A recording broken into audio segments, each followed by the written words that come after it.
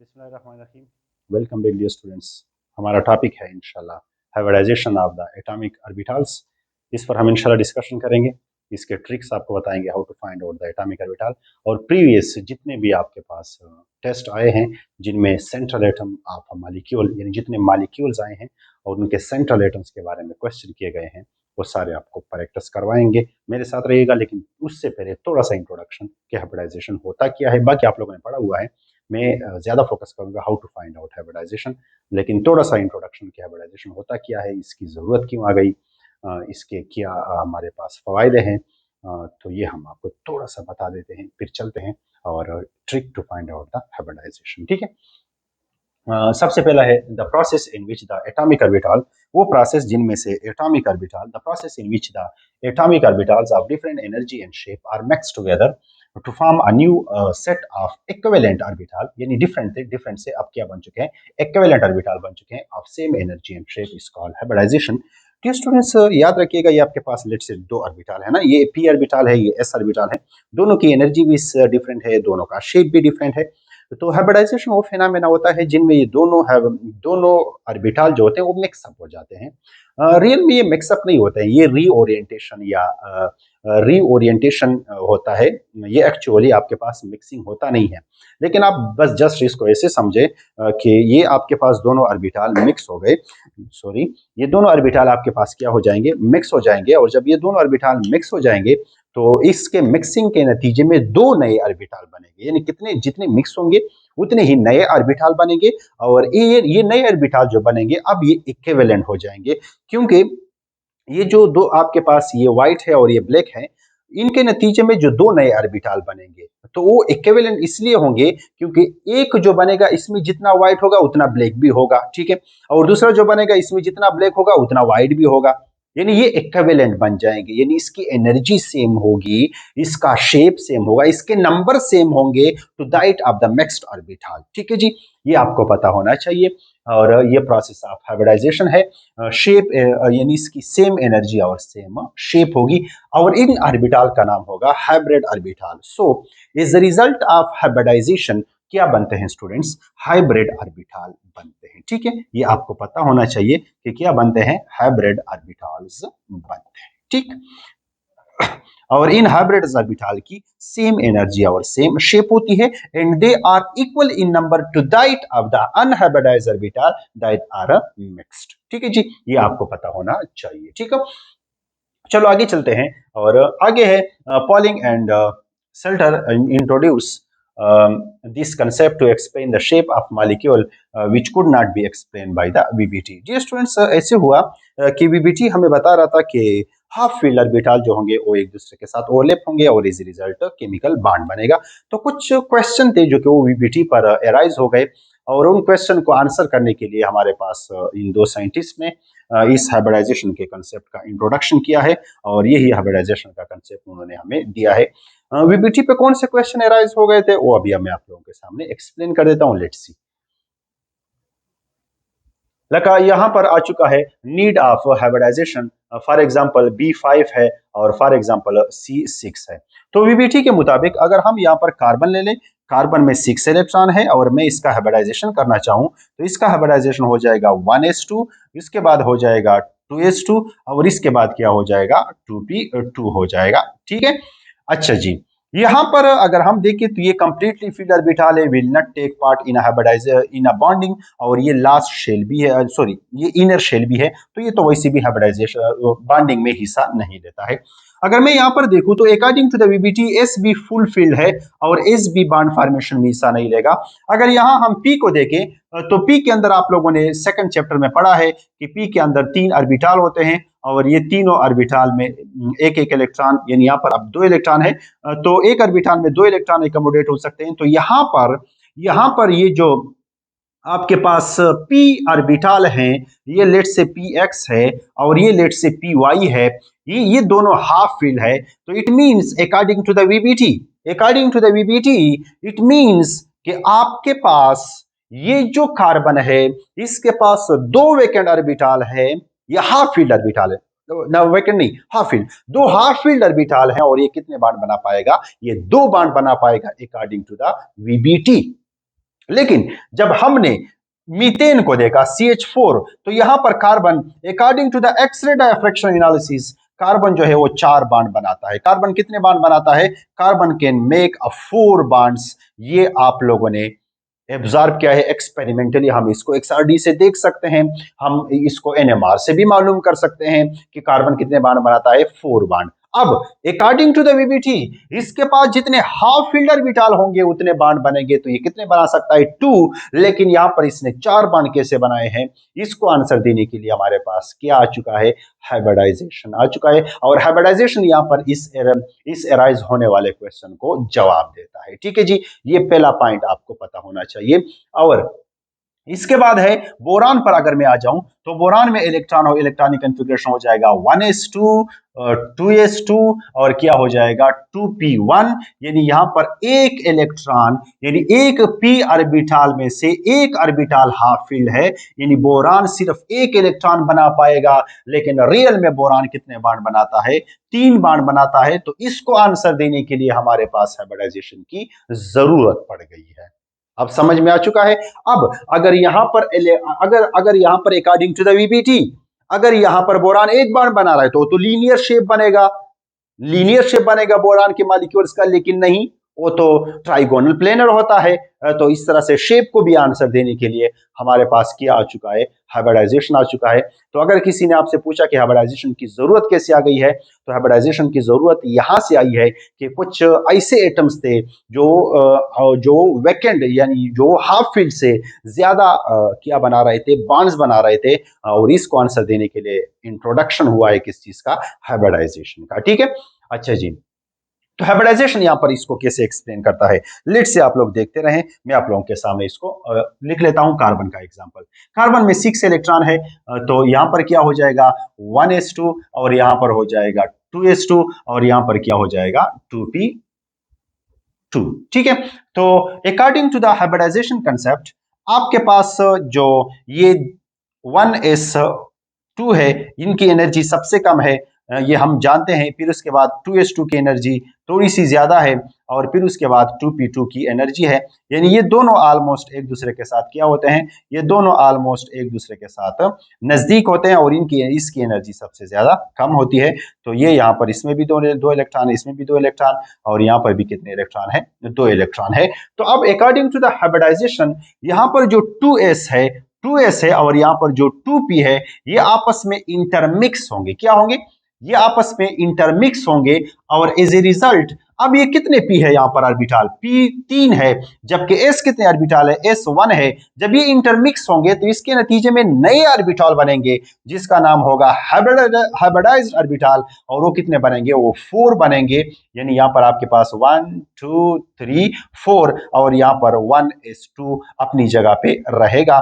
तो ये जो नए 4 ऑर्बिटल बने हैं, इसका नाम है हाइब्रिड ऑर्बिटल, सही है, या हाइब्रिडाइज्ड ऑर्बिटल, इसका नाम है हाइब्रिडाइज्ड ऑर्बिटल।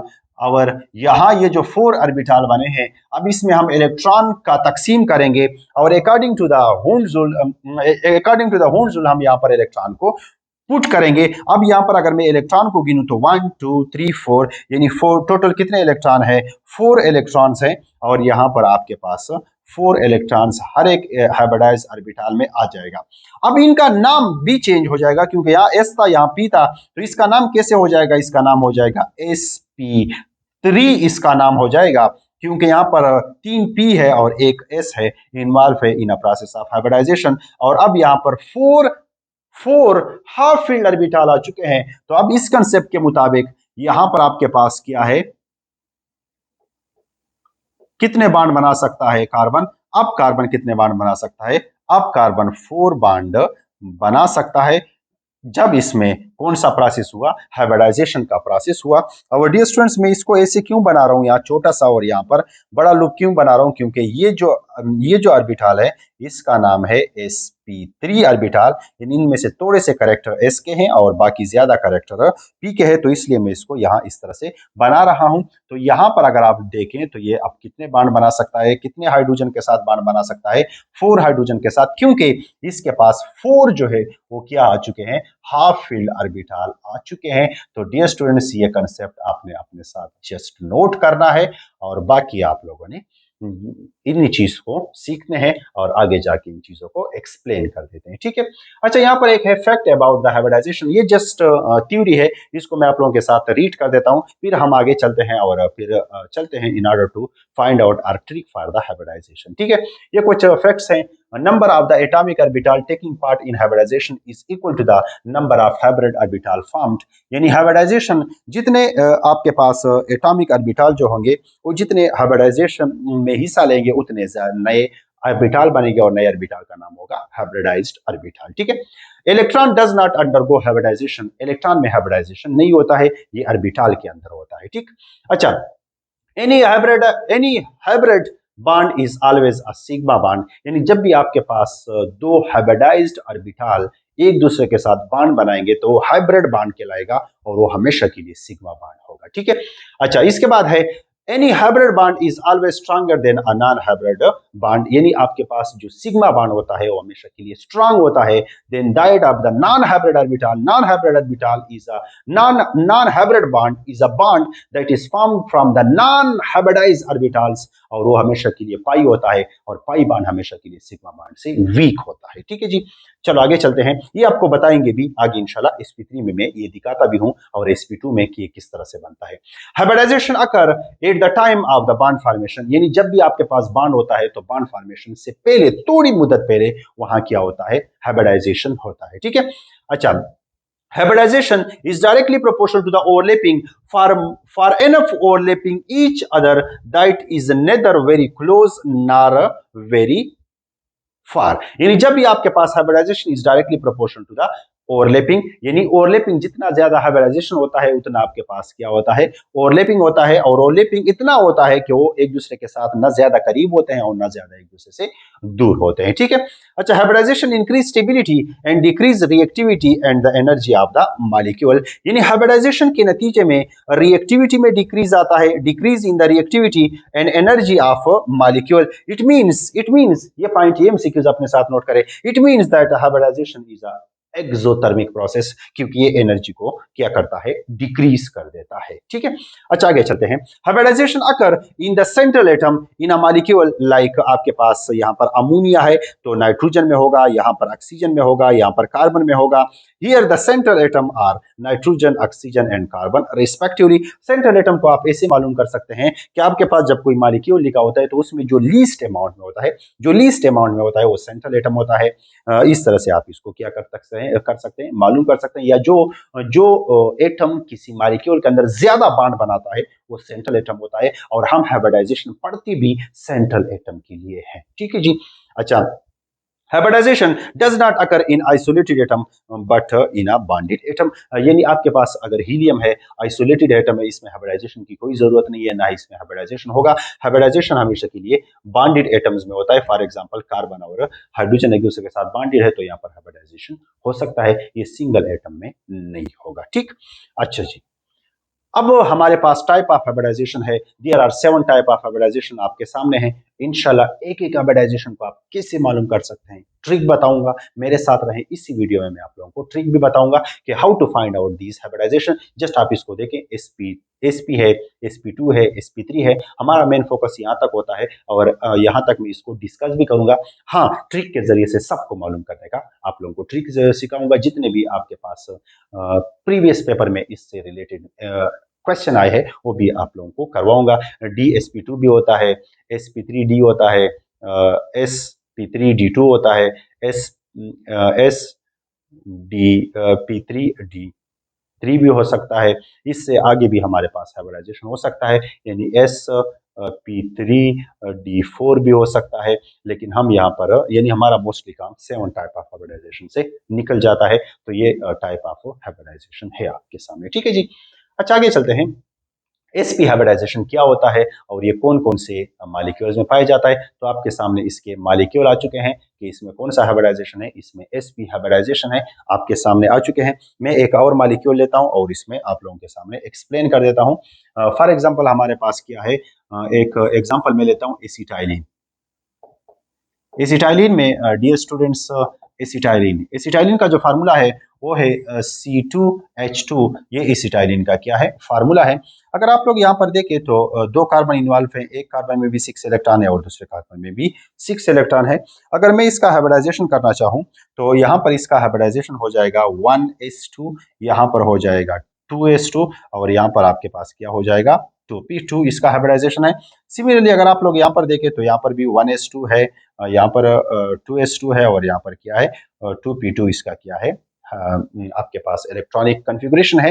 तो ये इसका डियर स्टूडेंट्स क्या है आपके सामने इलेक्ट्रॉनिक कन्फिगुरेशन है। तो इसमें जब sp हाइब्रिडाइजेशन होता है वो इस तरह से होता है कि लेट से मैं यहाँ पर पोटेंशियल एनर्जी डायग्राम बना लेता हूँ।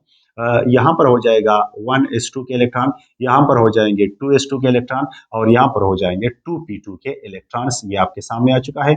यहाँ पर दो इलेक्ट्रॉन p में है, इसका नाम है px, इसका नाम है py और इसका नाम है pz और यहाँ पर इसमें दो इलेक्ट्रॉन है। अब यहाँ पर होता इस तरह से है डियर स्टूडेंट्स कि इस टाइप ऑफ हाइब्रिडाइजेशन में यहाँ जो एक s ऑर्बिटल है और यहाँ पर जो एक p ऑर्बिटल है, ये सिर्फ एक दूसरे के साथ इंटरमिक्सिंग करते हैं। और कितने ऑर्बिटल इंटरमिक्सिंग करते हैं, दो ऑर्बिटल इंटरमिक्सिंग करते हैं और इसके नतीजे में जो नए हाइब्रिडाइज्ड ऑर्बिटल बनते हैं, जो मैंने ब्लैक से जाहिर किया है, वो भी दो बनते हैं। और ये जो py और pz है, ये दोनों अनहाइब्रिडाइज्ड रह जाते हैं और इसकी एनर्जी ज्यादा होती है, जबकि हाइब्रिडाइज्ड की एनर्जी कम हो जाती है।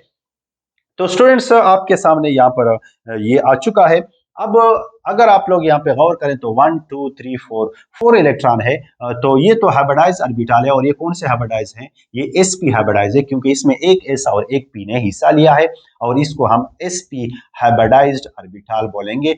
sp हाइब्रिडाइज्ड ऑर्बिटल होते हैं। ये आप लोगों ने वैसे भी फर्स्ट ईयर में पढ़ा है, जस्ट रिमाइंड करने के लिए मैं आप लोगों को पढ़ा रहा हूँ। बाकी तो हमारा काम सारा काम होगा वो हमारा ट्रिक के साथ होगा।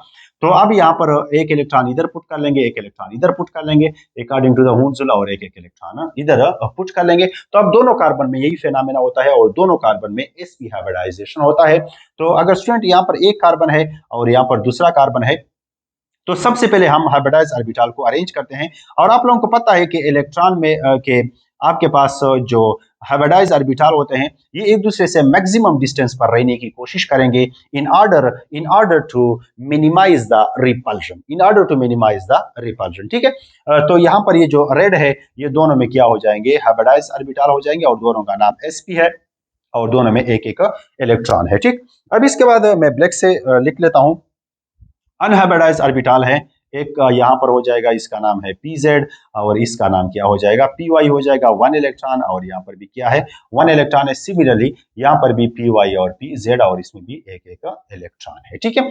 अब आप लोगों के सामने सबसे पहला जो ओवरलैपिंग होगा वो हाइब्रिडाइज ऑर्बिटल के अंदर होगा और ये आपस में ओवरलैप करेंगे, तो इस रिजल्ट कार्बन और कार्बन के दरमियान सबसे पहला सिग्मा बॉन्ड बन जाएगा। अब ये यहाँ s हाइड्रोजन के s के साथ करेगा और ये यहाँ पर हाइड्रोजन के s के साथ बॉन्ड बना देगा और यहाँ पर दूसरा सिग्मा बॉन्ड आपके सामने बन जाएगा और यहाँ पर तीसरा सिग्मा बॉन्ड बन जाएगा। अब यहाँ ये py और py दोनों जो है वो क्या है, दोनों आपके पास हाफ फील्ड है और ये दोनों साइड वाइज ओवरलैप करेंगे और यहाँ पर इस रिजल्ट पाई बॉन्ड बन जाएगा और यहाँ पर ये दोनों भी साइड वाइज ओवरलैप कर लेंगे और यहाँ पर इस रिजल्ट क्या बन जाएगा, पाई बॉन्ड बन जाएगा। तो आप लोगों ने अभी देखा कि सिग्मा बॉन्ड जो बना वो किससे बना, वो हाइब्रिडाइज्ड ऑर्बिटल से बन चुका है, जबकि पाई बॉन्ड जो है वो किस चीज से बना है, वो अनहाइब्रिडाइज्ड ऑर्बिटल के ओवरलैपिंग से बना है। ठीक है। बाकी आपके सामने ये सारे के सारे एग्जांपल लिखे हुए हैं। इन सब में कौन सा पाया जाता है, इन सब में sp हाइब्रिडाइजेशन पाया जाता है। वो कैसे मालूम करते हैं, ये सारे के सारे मैं आप लोगों को ट्रिक के जरिए से बता देता हूं, बाकी सबको प्रूफ करने की कोई जरूरत नहीं है। ठीक है। आगे चलते हैं, वो है sp2। इसके एग्जाम्पल आपके सामने है BF3 है, साथ में इथाइलिन है, ये इथाइलिन है, यहाँ पर E है, इथाइलिन है। मैं इथाइलिन का एग्जाम्पल से आप लोगों के सामने एक्सप्लेन कर देता हूँ।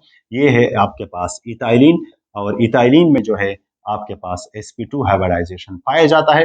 ये हाइब्रिडाइजेशन कैसे होता है, ये जस्ट थोड़ा सा शॉर्ट सा मैं आप लोगों को बता देता हूँ, फिर sp3 और फिर उसके बाद ट्रिक आपको बता देता हूँ। ठीक है।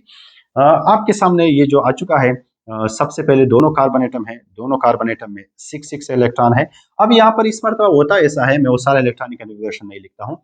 यहाँ पर इस मरतबा ये है 1s जिसमें 2 इलेक्ट्रॉन है, ये है 2s, इसमें भी आपके पास कितने हैं 2 इलेक्ट्रॉन है और ये है आपके पास 2p2 और इसमें भी 1 1 क्या है आपके पास इलेक्ट्रॉन है। ठीक है जी, ये आपके सामने ये इलेक्ट्रॉन है।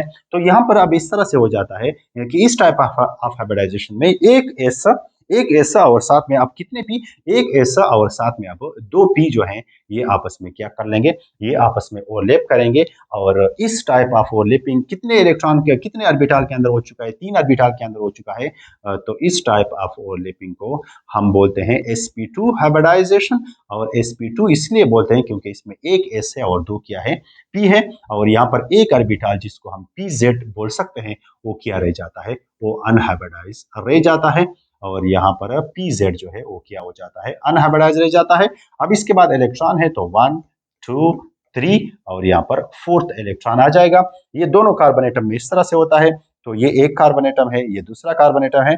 और ये जो हाइब्रिडाइज ऑर्बिटल हैं ये अपने आप को ऐसे अरेंज करेंगे कि इनमें मैक्सिमम क्या हो, डिस्टेंस हो, और मिनिमम इसमें क्या हो, रिपल्शन हो। ठीक है स्टूडेंट्स, यहाँ पर ये दोनों इस तरह से अरेंज कर लेंगे और ये दोनों आपस में इस तरह से अरेंज हो जाएंगे। और यहाँ पर सबसे पहले यहाँ पर इनके दरमियान सिग्मा बॉन्ड बनेगा जो कि आपके सामने यहाँ पर बन चुका है।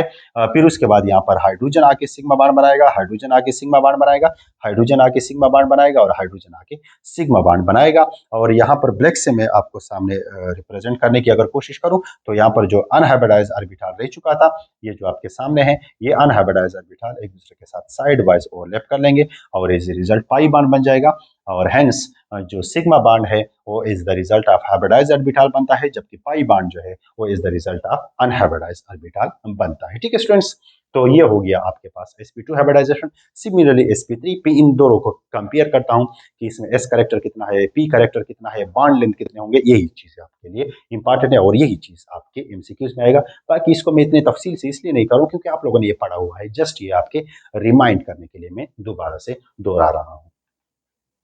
इसके बाद है आपके पास sp3 हाइब्रिडाइजेशन।